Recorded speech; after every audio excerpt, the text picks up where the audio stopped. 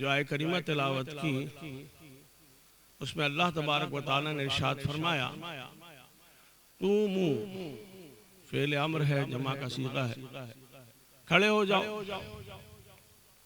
किस लिए खड़े हो जाए? हुकूकुल्लाह की अदायगी के लिए और हुकूकुल इबाद की अदायगी के लिए, अल्लाह की इबादत के लिए और मखलूक की खिदमत के लिए। जब भी अजान की आवाज आए तो नमाज के लिए खड़े हो जाओ, वालिदैन की आवाज आए उनकी खिदमत में हाजिर हो जाओ, उनकी खिदमत के लिए खड़े हो जाओ।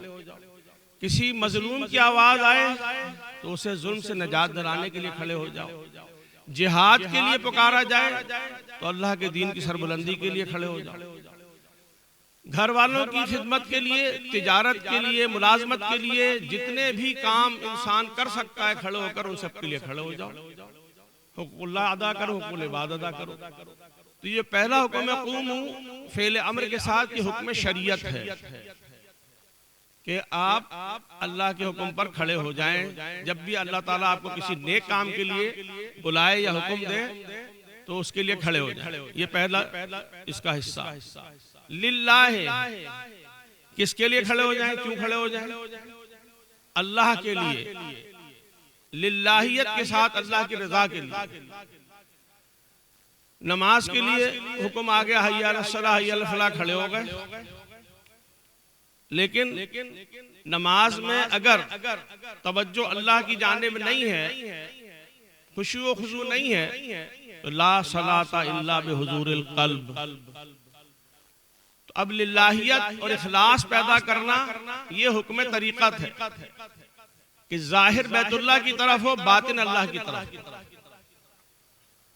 क़ानितीन, अताअत गुजार होकर, सरे तस्लीम खम करके, सिर्फ उसी की तरफ मुतवज्जो होकर, बकौल शायर, तुझी को देखना तेरी ही सुनना, तुझ में गुम रहना।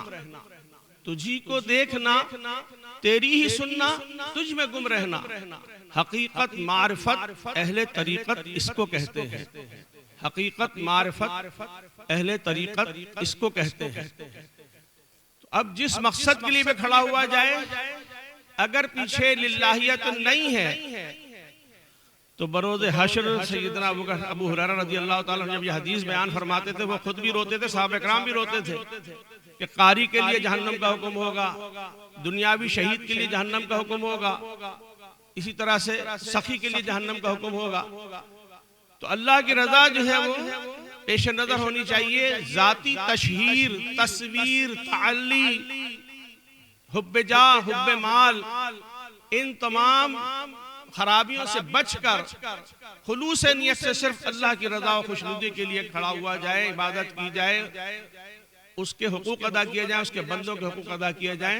व रिज़वानुम मिनल्लाहि अकबर, अल्लाह की रजा ही सबसे बड़ी है।